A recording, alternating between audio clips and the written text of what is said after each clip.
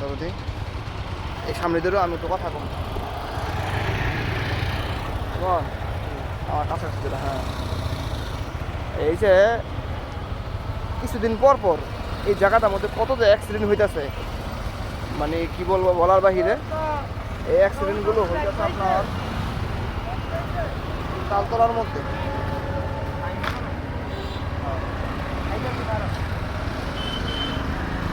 দাঁড়াও, যাবে না।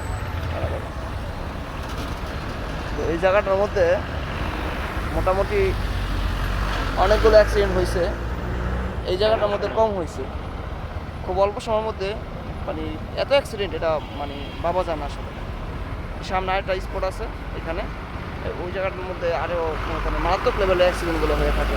আর বিশেষ করে ট্রাকগুলোই কেন জানি ফাইসা যায়, এই হইতেছে বিষয়টা। খুব মারাত্মকভাবে একটা অ্যাক্সিডেন্ট হয়েছে।